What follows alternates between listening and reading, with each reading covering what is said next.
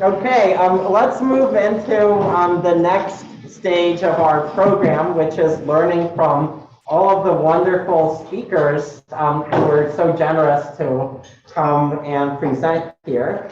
And our first speaker is Stefanie Stantcheva from Harvard, who has a number of extremely important and influential agendas, one of which is her work on using surveys to better understand people's social preferences around public policies and perceptions around public policies. And we're lucky to learn about some of that from Stefanie today. So thank you so much for coming and take it away. Thank you so much for the invitation. It's really great to be here. Can you hear me? Okay. If it gets too bad, please alert me. It's really great to be here and to see so many excited new faces, even though masked. So today I wanted to tell you a little bit about people's social preferences and focus both on the theory and on the evidence. So what are we trying to cover here? So the goals of this lecture is to start a little bit with a theory of what social preferences are. And I think this is particularly useful for those of you interested in behavioral, because it is a way to capture much more general preferences related to our policies than we usually do. Then we're going to talk about the empirical evidence, some of the work that I've done with co-authors, and this will allow us to actually study about this new type of tool that probably many of you will be using, that I know the organizers have been using, which is online surveys and experiments. So let's dive into a bit the motivation. So I'll be short here, but in a nutshell, when you think about public policy, particularly redistribution policy, there's some mental models we have in mind. So implicitly, we're forming some views about what will be the costs of this policy, right? What will it do to behaviors? What will it do to economic activity? So we can call those our perceived efficiency costs. We also form some views about who's going to gain and lose from the policy, right? Mechanically, it will have some effects on some people versus others. And then we have to form some views about how do we weight these different people? How fair do we think that is, that these people gain versus other people lose? And finally, we also have some views about the government. We're not going to talk about that today, but the government as an institution and our trust and belief in it will also shape our views on policy. And if we think about some of these core things and kind of in a stylized way look at what the results tell us typically, they tell us that there's a big polarization between people on the left and right and what they think about all these things, all to the level of even basic reality. And in fact, if you try to characterize someone on the left, it will be someone who tends to think in general, on average, that there's smaller efficiency costs from these progressive policies, that inequality is less fair, that in general, if you cut taxes at the top, it's going to not benefit everyone, it's not going to be trickled down, and then tend to trust the government a bit more. And even, as I said, we even perceive the current tax system, the current inequality differently, which is what we call the polarization of reality. But what's important is that if you try to horse race these considerations, so try to say ultimately, which of these ends up saying why someone wants more redistribution or not, it turns out that the most important factor by far is what people think happens to winners and losers and how fair they think that is. So fairness considerations sort of swamp the other considerations in which people differ and which we should keep studying, of course. But in the end, what turns out to be sort of the biggest driver of people's policy views is who gains, who loses, and how fair do we think that is. And so this is why I wanted to focus on exactly these fairness views. So trying to think about how people form their social objective, essentially. What are they thinking we should achieve as a society? What do they think is fair? So let's start with the theory, which is how can we build a sort of tractable way of capturing a range of social preferences? Because of course, I'm not here to tell you what the right ones are. I don't know it. And we want to incorporate a range of possible objectives. And then look at the empirics of this. Starting with the theory, and this is based on a paper with Emmanuel Saez, which is called Generalized Social Welfare Weights for Optimal Tax Theory. But don't be scared. I'm actually going to make this not about taxes. I'll just illustrate it with taxes, but it's much more general. So the idea of this paper is to try and find a way to model social preferences and really go down to a very, very basic level. What are really social preferences? Well, when we think of policies, and it's related to any policy where there will be winners and losers, you need to aggregate across people, right? You need to say, this is the welfare gain from this or the welfare loss. So whether you want it or not, you are making interpersonal comparisons. You are weighting different people in some way.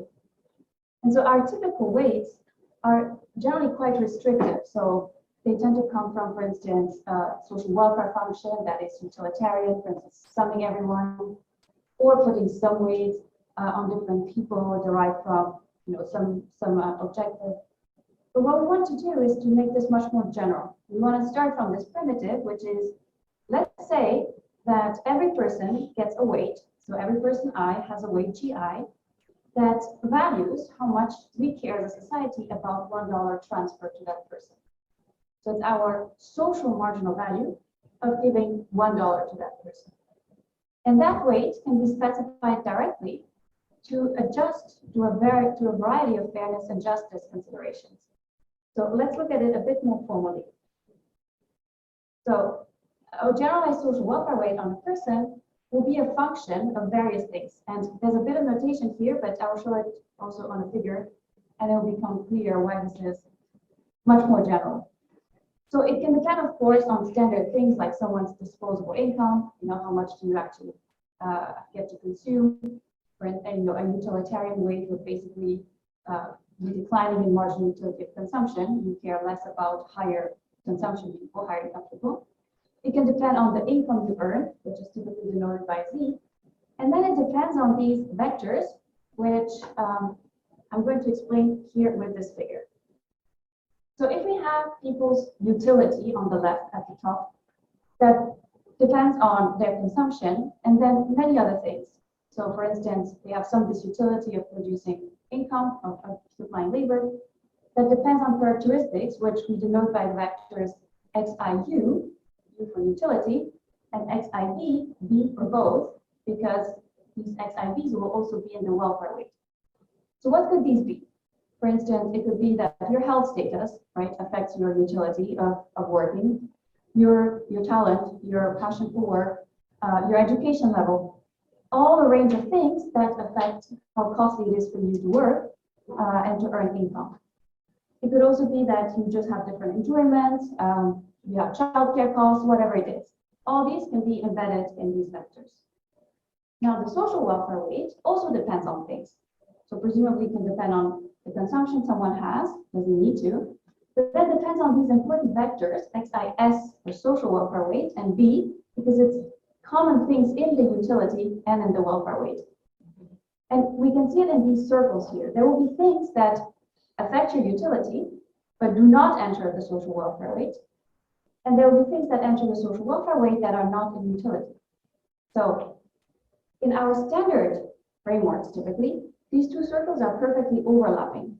When we write a social objective, we care only about, and nothing else, nothing more than what people have in their utility.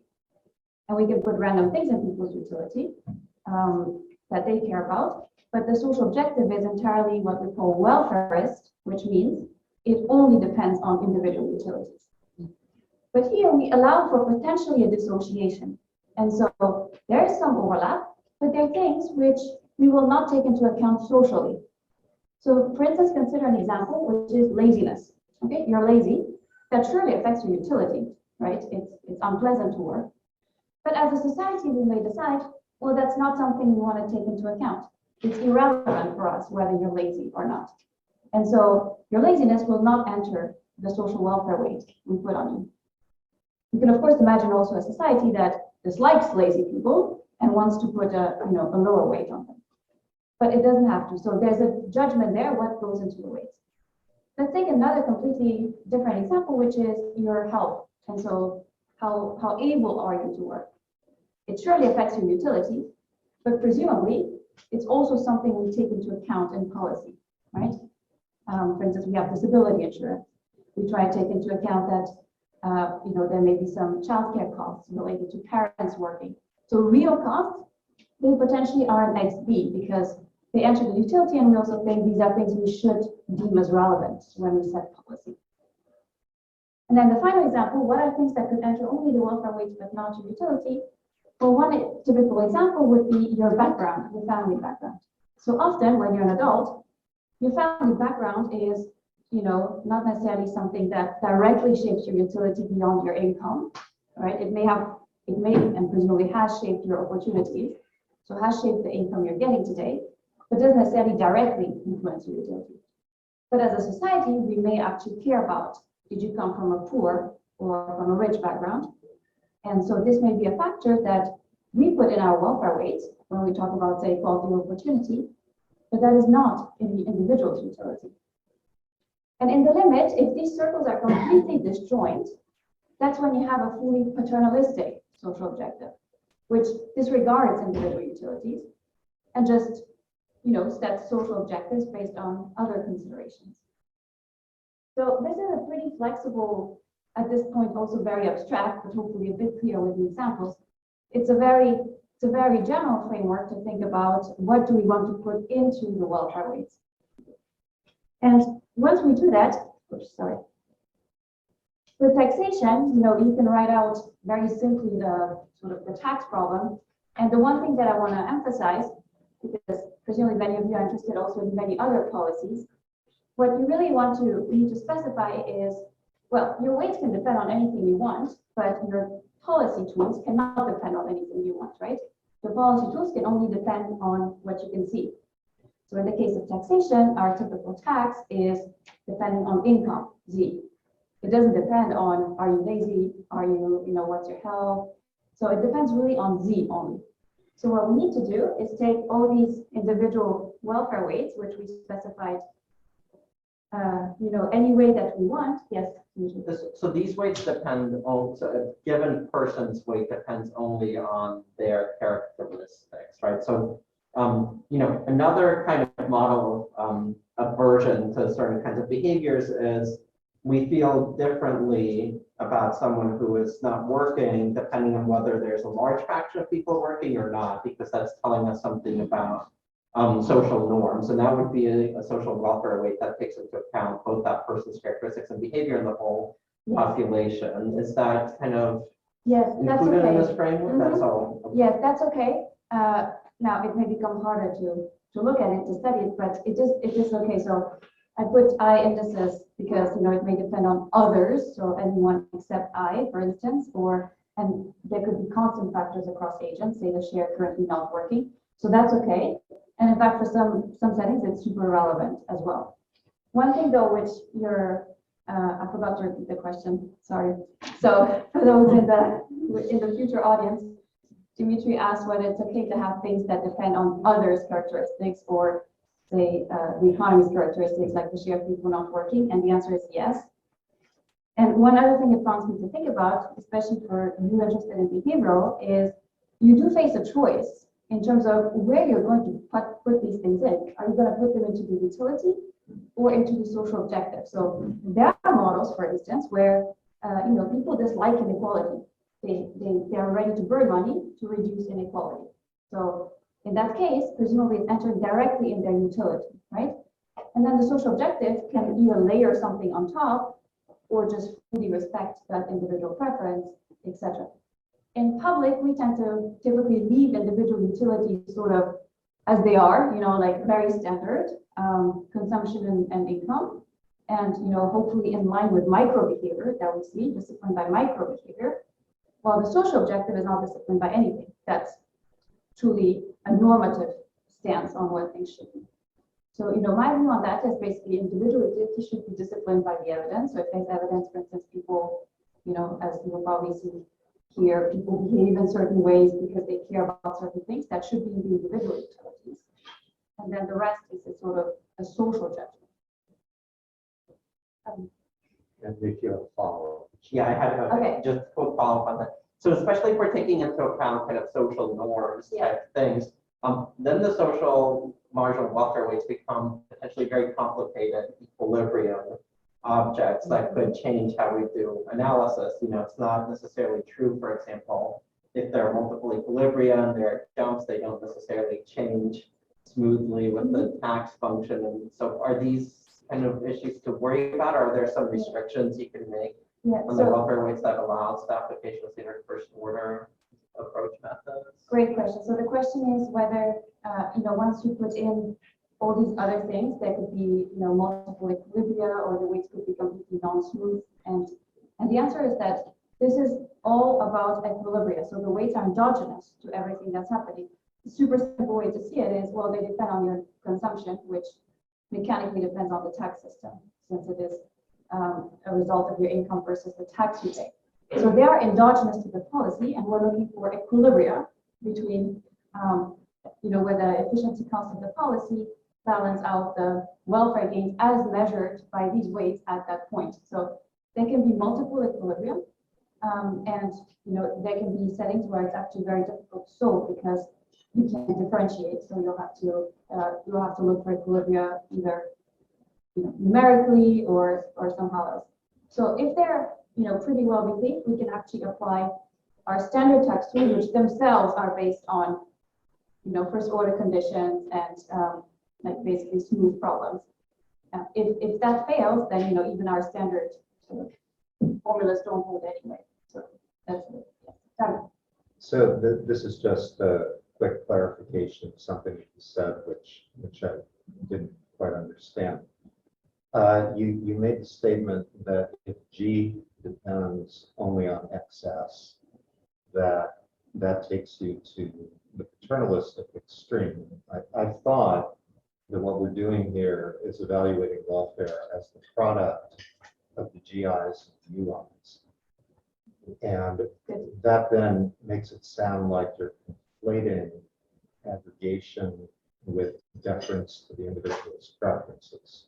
Well, still, if you're deferring to you, then you're not paternalistic. Yeah, great question. So I will probably, in my attempt to abstract from the tax problem, I'm probably then missing a slide, which is the GI will be basically the only thing that enters your your problem. The utility will be there to determine what behavior people have in response to a policy. So it's not a weight. It's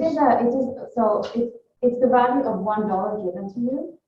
So it's not like we're going to weight individual utilities by the GIs. I call it weight because it's basically relative to others.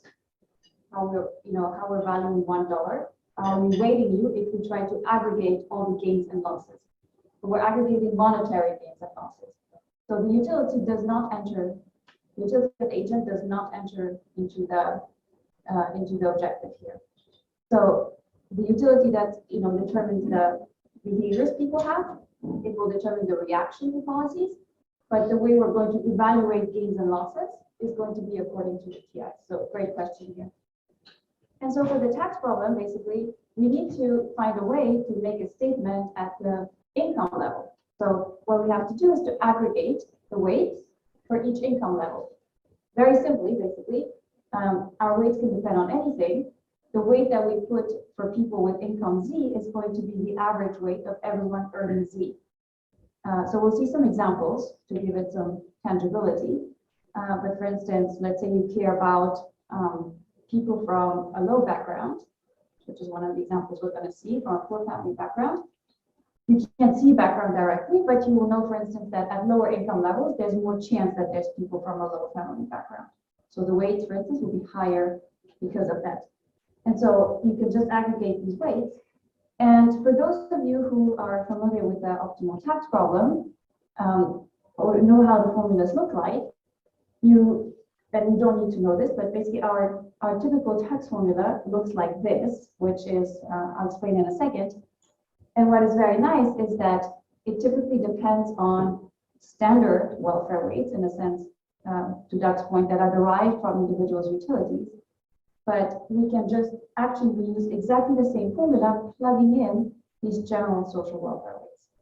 And I put the proof for you in the slides, even if you know nothing about the tax problem, to basically think of a reform to the tax system and to find a reform that cannot improve welfare, so that is optimal. And the only thing you're going to basically, the only thing that you're going to notice is that you can put in any welfare weight, the same argument goes through, and you're always going to find this formula, which is really nice because it means everything that people have derived, we can reuse, just putting in more general welfare weights. And this is probably also true for other problems you'll be confronting, like when you think of other policy tools. There's one step there in the derivation of those tools where you have aggregated gains and losses of people. And so it's at that stage where you could plug in these more general weights and achieve the formula that you already probably have, but as a function of these more general weights. In the case of taxation, the conclusions are very simple, and the derivation is not that complicated either, but the tax is always a balance between how much you care about people at income Z, so whether it is because they're poor or there's some other concerns you have, that's embodied in the weight G bar at Z, the average weight of people at Z, and the efficiency cost of taxes, which is embodied in the elasticity E, which is how people react to taxes, how incomes react to taxes when you tax people more. So that's the efficiency cost. But again, I don't want to derive the optimal tax, and that's not the topic today. But this is one illustration where we already had these derivations, they exist, and we can just substitute the welfare weights into the proper step where we aggregate gains and losses. So hopefully you will find other applications where exactly at that step, instead of using standard weights, or you can put in things that satisfy some criteria that you want. And so, if you want to look at the proof, it's here. And then let's look at some very, very basic examples and work up to slightly more complicated ones. So two super simple examples are libertarian weights and Rawlsian weights. So what are libertarian weights? Well, libertarian weights are this idea of all taxation is theft, like individuals are fully entitled to their pre-tax income. So how do you model that? Well, that's a weight where the weight only depends on the tax you pay. So we're blind to anything else. We don't care about inequality, how much you end up with, how much you started with. We only care about the gap between what you started with and where you end up, which is the tax you pay.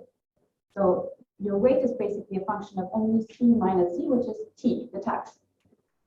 And so what will happen here? Well, regardless of how people react, the only possible equilibrium is one with zero tax. Because if everybody only has a weight that is, if everybody has a weight that is defining in the tax they pay, as soon as they pay a tax, they get a higher weight than everyone else, and we need to put, we cannot tax them. What about the Rawlsian weight? The Rawlsian weight is the total opposite, which is the most redistributive objective you can have regarding income, which is all the weight is going to go on the lowest utility percentage.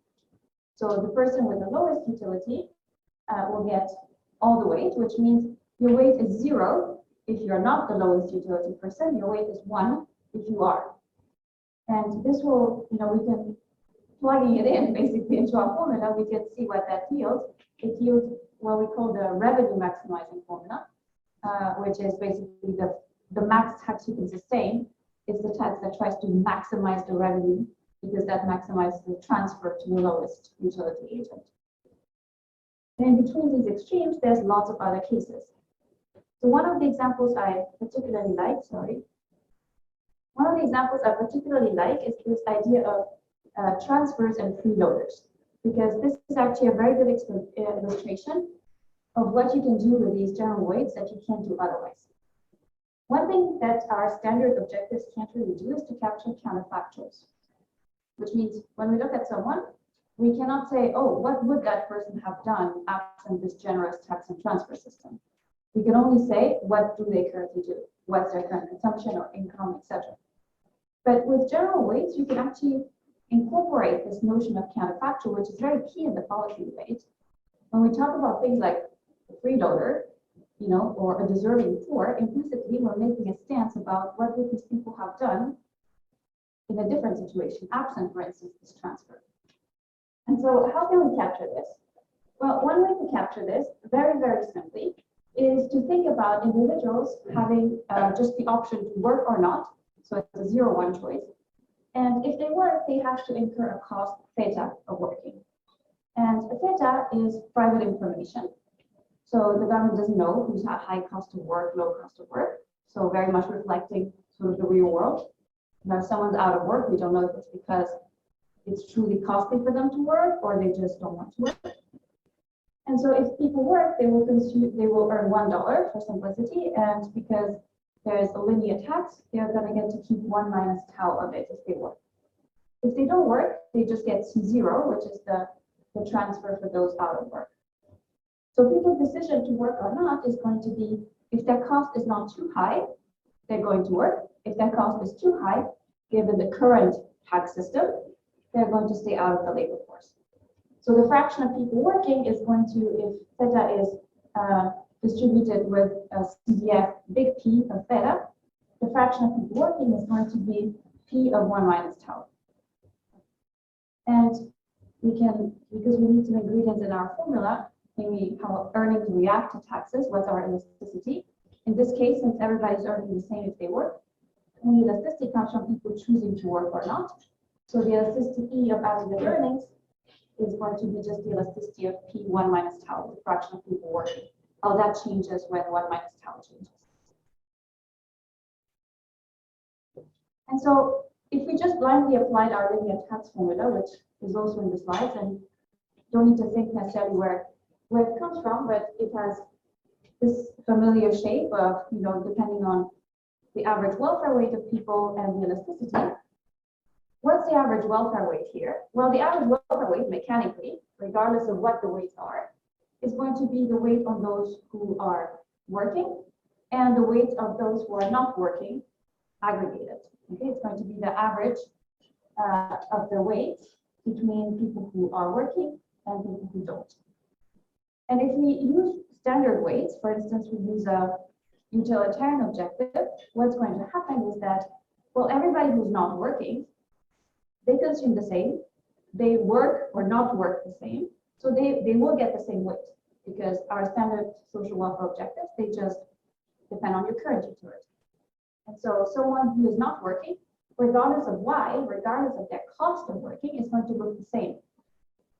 Right? There's nothing to distinguish someone with a very high cost not working and someone with a low cost not working. And so because of that, all the non-workers will get the same weight. So this approach is unable to distinguish this idea of why are people not working. And so we can only look at the actual situation, not really at why, which very much is in contrast with the policy debate. Instead, if you can step out and just specify your weights directly, you can say, well, I actually care about why people don't work. And so in particular, I'm going to say, well, workers, all good, they're fine. I'm just going to give them their standard weight, which is a weight that depends just on their marginal utility of consumption. The deserving poor are going to be people which I think, deserve transfers, which is people that have a really high cost of working. And I'm going to define them as people who would not work even if there was no transfer, no tax and transfer. That's people whose cost is above 1. Those people, regardless of what the tax is, they cannot work. So I'm going to say those are my deserving poor, people with really high costs. And I'm going to give them, again, a standard weight. So they're going to get a weight equal to their marginal utility consumption. However, I'm going to call freeloaders those who would be working absent a tax and transfer system, but who choose to not work because there is a tax system. So those people, I'm going to give them a weight of 0. Okay, I dislike them socially. I'm going to not put any weight on them. And so really the standard approach doesn't allow me to separate these two people because objectively they have the same utility when they're out of work. They're getting the same transfer, they're not working. But here I can just say, well, I'm going to disregard that. I do not like freeloaders, so I'm going to put a 0 social weight on them. So what happens now?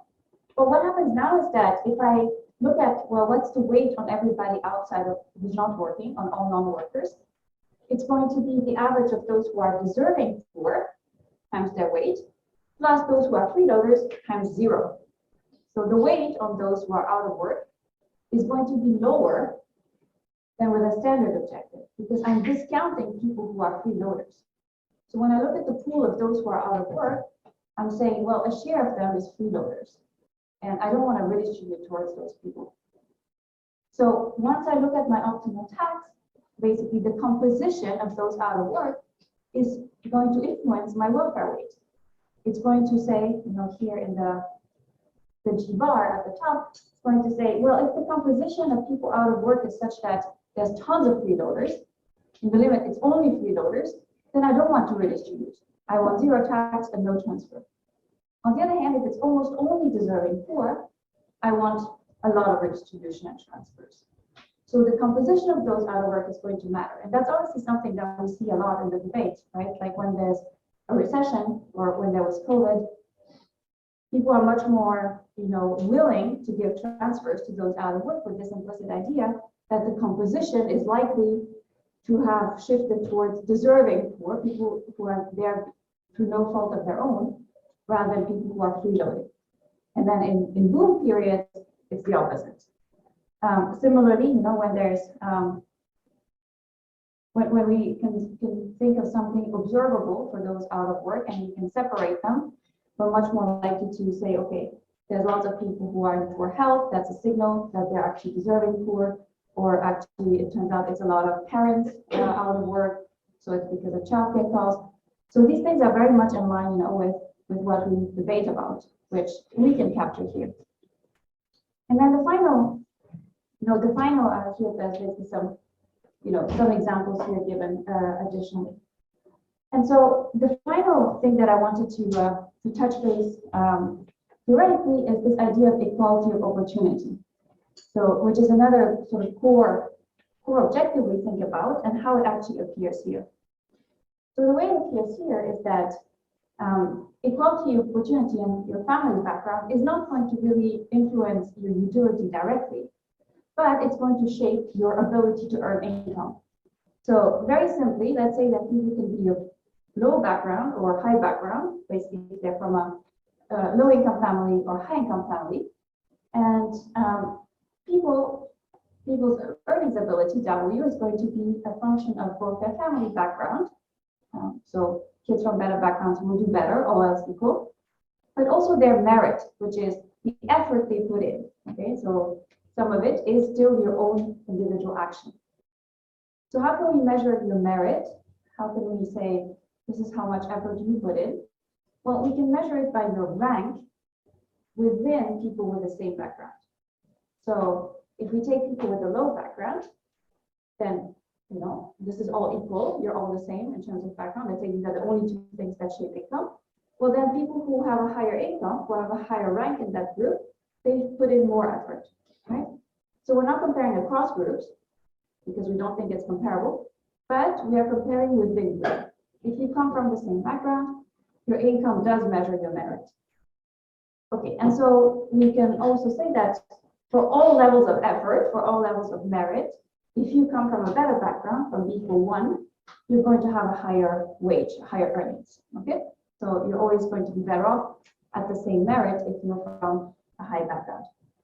And let's say that as a society, we're willing to redistribute across backgrounds. So we want to help people from low backgrounds, so to high, but we're not willing to redistribute conditional on background. So if you're doing better than another person with a low background, we don't want to penalize you. Okay, that's your merit. So let's take these very stark views. Of course, super simplified. There's other things that enter, income determination.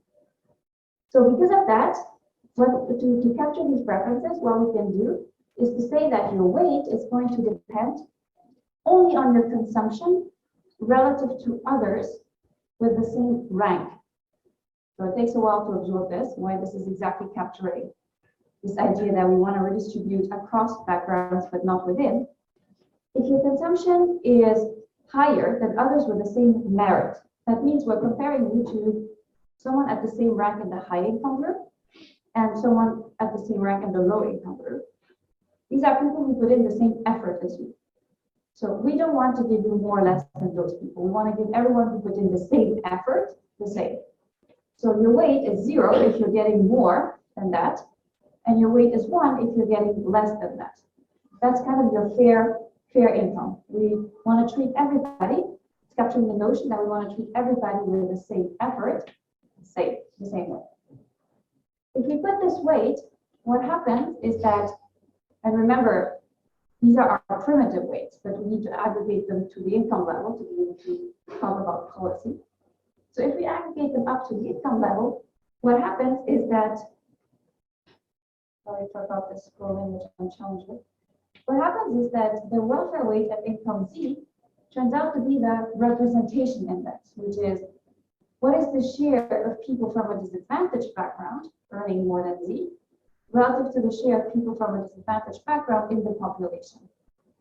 You can convince yourself of this by trying to aggregate these weights at each income level Z, and it's also in the paper if you have trouble just doing that aggregation.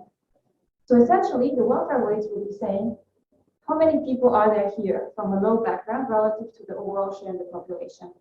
And the weight will be higher if there's, people from a low background are overrepresented at income level Z relative to the population. And what's really nice is that this justifies, a bunch of things we do. First of all, this will naturally lead you to declining weights with income. As you move to the top of the distribution, there's less and less chance that you find people from a poor family background. And so the weights will be declining since you're going to have less and less of those people that you want to target and help to. Another thing that is very nice is that we have data to actually calibrate this. So say these are your social objectives. You still need data on how many people are there at each income level. And so this is what we do here, based on the data by Raj and co-authors, to basically say, we know from the data, that's column 1, if we take low background as being below median income for the parents and high background being above median income for the parents, we know from the data at each income percentile today in the income distribution, what share of kids come from a low background. So for instance, at the 25th percentile, there's 44% of kids from a low background. And you see that it declines as you move towards the top of the distribution. And you can basically, from that, easily calibrate your welfare weights. And if you put some assumption on the elasticity, you can get your optimal tax, which is basically the column 3, the implied optimal tax, but of course it's subject to assuming an elasticity. And so directly following from the welfare weights. And you can compare it to, say, a standard utilitarian objective with long utility and how well distributed that is or not. So you can put numbers on these things as well. So these are some very short theoretical sort of illustrations of how you can put this to use, and hopefully you can put it to use in many other settings which are completely different from taxation. Yes? So you briefly had a slide that was discussing the connection between this and more standard Pareto weights. I'm Yes. wondering, are there ever optima that are ruled out under Pareto weights that this would rationalize, or is there always like an isomorphism between the two? Great question. Okay, I skipped it because I was like, okay, this is going to get too long and technical, but since you're asking, so the question is it, question is on the slide basically, is it possible to always find Pareto weights that will, rationalize the social welfare weights and vice versa? Basically, what's the link between Pareto weights, which Pareto weights are fixed and generalized welfare weights are endogenous to the whole tax system and to the things, for instance, Dmitry mentioned, others, etc. So ex post, and the freeloaders is a very good example, ex post you can always find Pareto weights that will rationalize, the social welfare weights, and that if you write them as a standard objective, will give you exactly that tax. The problem is it's ex post. So the freeloaders example is very clear. Remember that the weight you put on someone depends on the tax, because your freeloader, if you have a high cost relative to the current tax, but not high enough to be above 1. And so who's a freeloader is dependent on the tax system. So yes, once you've solved for your optimal tax, you can plug it into a Pareto weight and just write the objective that way, but it's circular because you don't know what the optimal tax is before you solve for it. And so that's a sense in which this can capture counterfactuals, which you cannot write with just one objective. You cannot write something that's a counterfactual with just one objective. In many simpler cases, like the libertarian or the Waldian, yes, there's a simple corresponding social welfare function. So in many cases, you will be able to recover that, but not always. Great question. Thank you. Yes. So I think you were suggesting that the social and marginal welfare weights kind of capture the distribution of social preferences in the population, as reflected in public debates that we've seen during COVID and so forth. But then these weights are themselves some kind of aggregator. And that raises the question of, what is an aggregator of kind of what necessarily are probably very diverse social preferences across the population? How do we aggregate them for public policies? Is that something? It's an extremely difficult. I don't know if you have some thoughts on this. I'm just curious how you think about this. Absolutely. Question. Great question. So Dmitry is asking, where do these weights actually come from? I'm talking as if there's some distribution of these weights, like you have some weights, Dmitry has some weights, I have some weights in mind, what I want for society. And then how do we even aggregate them? So these weights can come from basically two different approaches.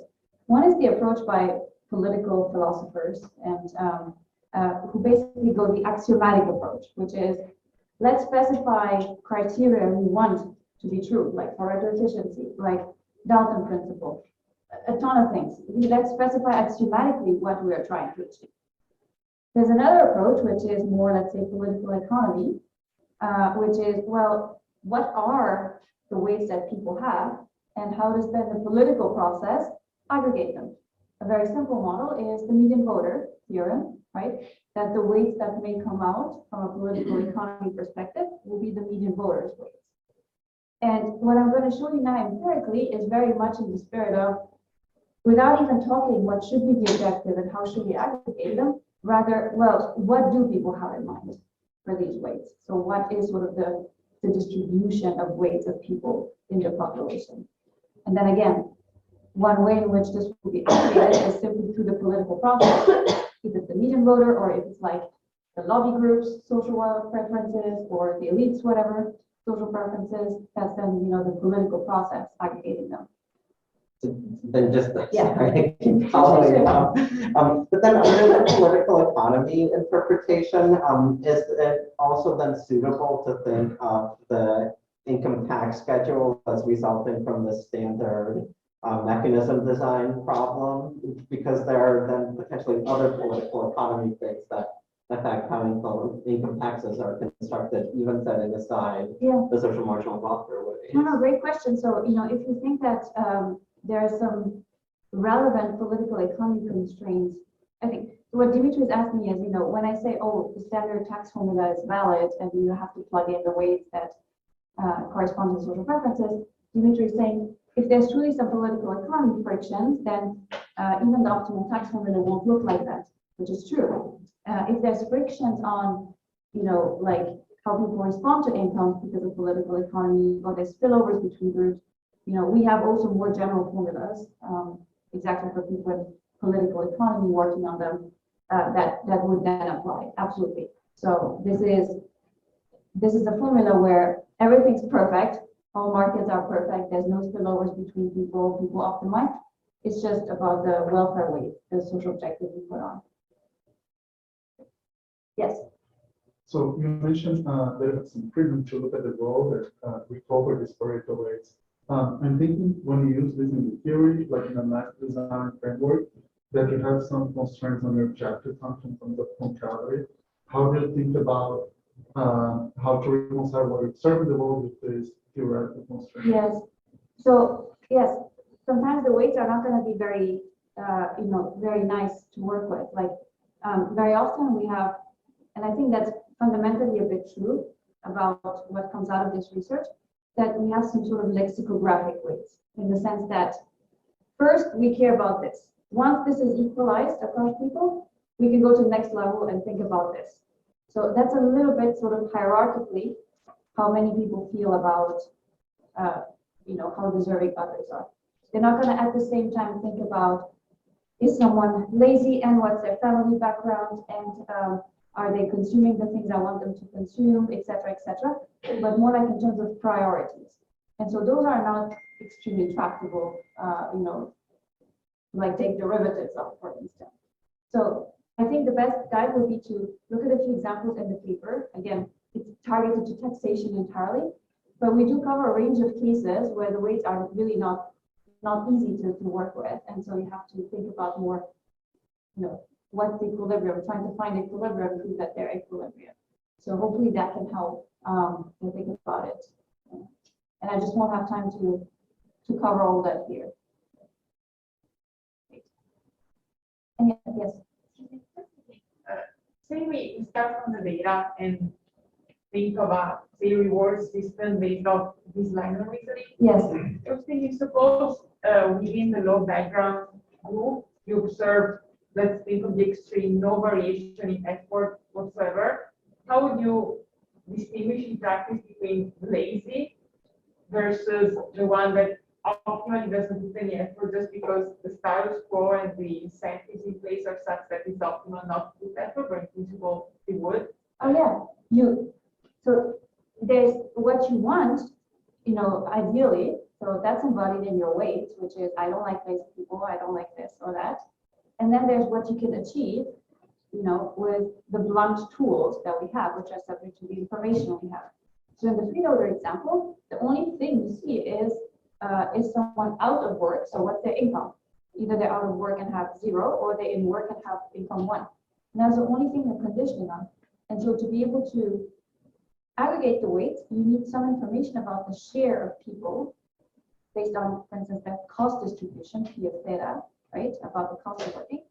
You infer from that the share of people at each tax level that is freeloader.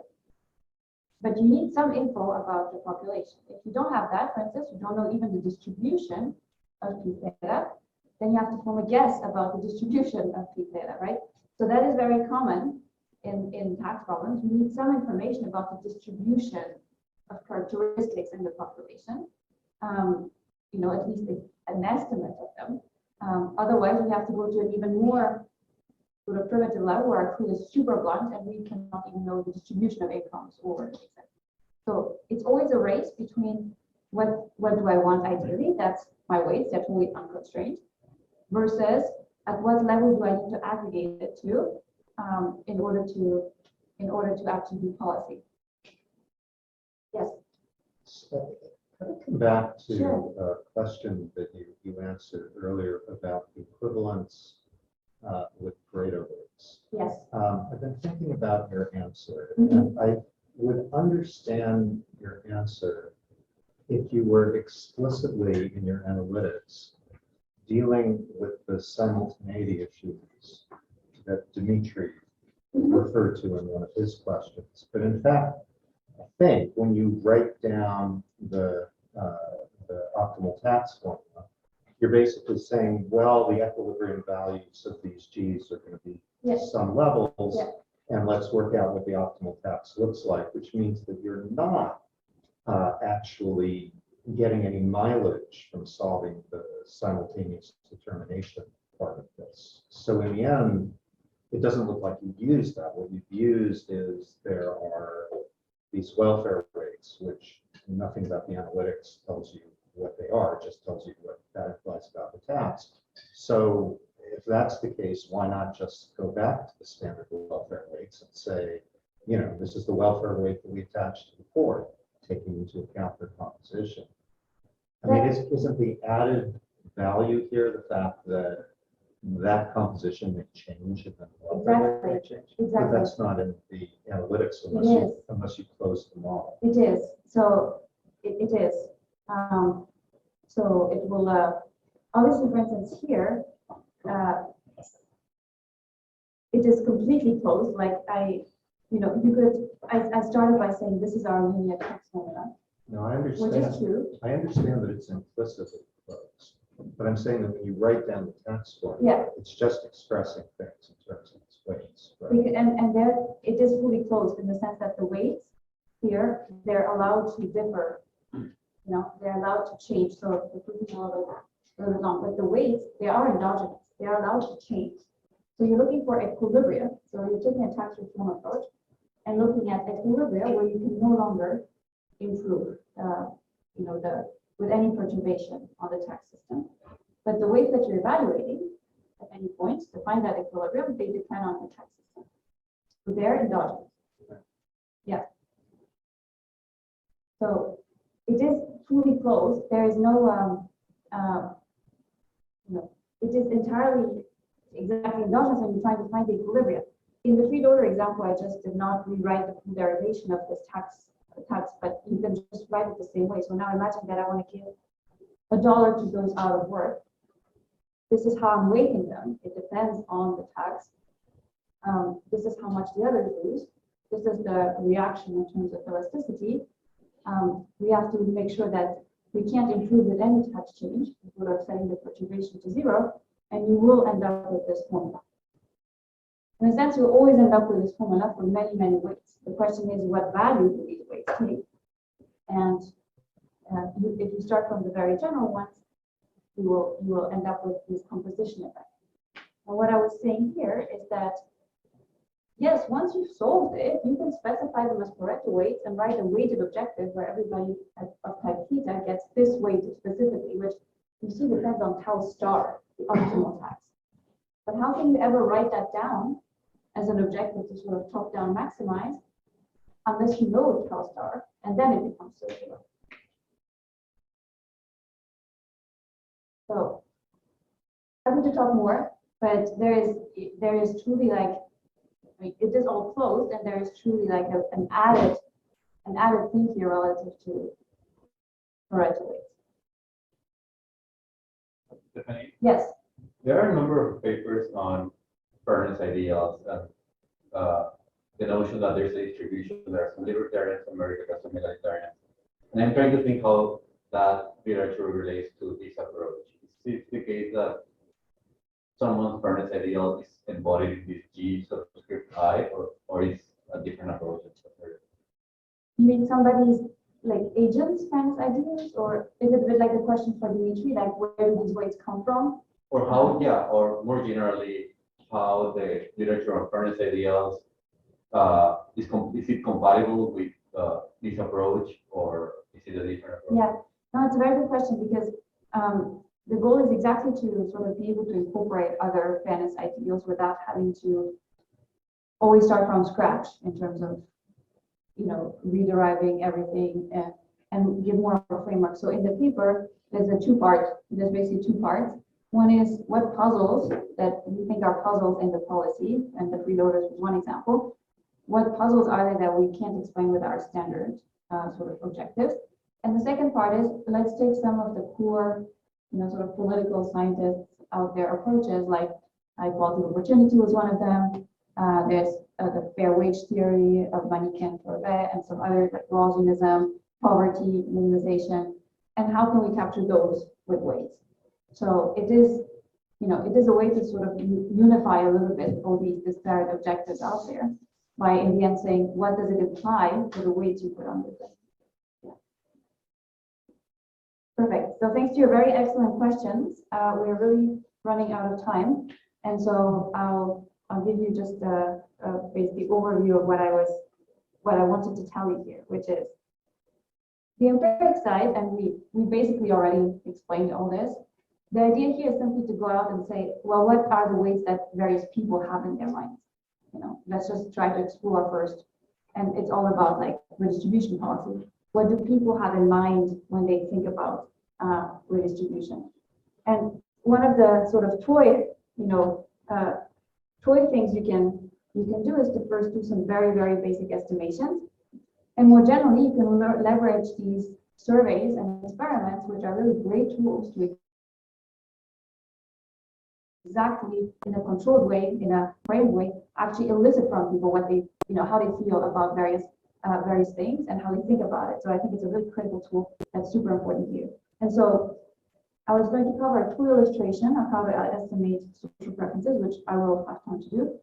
And then I was going to talk to you about factors that actually shape how fair people think the redistribution is, basically various things that enter people's welfare weights in important ways. These are views about mobility and the chances of making it, views about how different are others from me.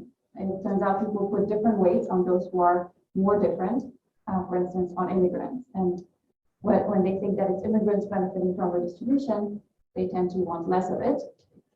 Racial attitudes, in a similar spirit, people tend to have very different welfare weights put on those from other races. And then another thing, which is people very much are influenced by where they think they rank relative to others, how well they're doing relative to others. So I won't have time to cover it, but they're not very difficult to understand by any means. So either based on the slides or the underlying papers, hopefully you'll get a flavor if you're interested in these issues, and you can of course pick and choose. But just very simply, like if we stick to our current very simple framework and think about how to estimate these social welfare weights, you can do it in a super toy way, just to illustrate. So for instance, let's say our weights are some sort of intermediate between the purely libertarian weights that, decline, if someone pays a higher tax, you get a higher weight, and the utilitarian weights, where you put weight on those who are you put higher weight on those with lower consumption, who are poor. So let's say the weights, we need to parameterize them to estimate it. Let's say your weight depends on your consumption minus a weight on the tax you pay. Okay, so this is basically your welfare weight. What do people think about that? What's the weight if we specify this in a very IO-like way? This is our function. We're going to try to estimate it. Well, what you can do is to give people fictitious examples. So you can randomly draw families that you give to them, and you ask them which of these families should get a $1,000 tax break. Okay, you have to pick one of the two, and you're going to vary the income of those families, the tax that the family pays, and hence the seed that family gets. So, like in IO, you're creating your own variation here. You're going to try to vary C and T and see what do people pick so as to trace out the welfare weights. So intuitively, what you're doing is to ask people, okay, we're in this space of T and C, that's the two parameters my weight depends on. You could go 10-dimensional if you had a very complicated weight, right? And I'm asking you, should family A or family B get the transfer? People make some choice. Next question, ask them, what about this? Should family A or family B get the choice? Etc., etc. And so intuitively, it lets you trace out the social indifference curves, right? Like similar to individual indifference curves by this revealed preference approach. Here they're very simple and they're linear because of how we parameterize them. And you can infer the slope, basically the trade-off that people have between giving you more disposable income versus an aversion to make people pay taxes. You can estimate this. And we did that basically.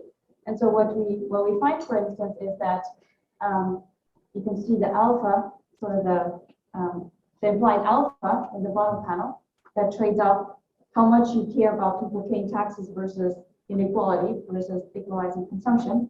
And if you actually look at the last two columns, you can see it by liberals and by conservatives. So liberals put a much lower weight on the tax you pay. They care much more about equalizing the consumption of people. Makes sense.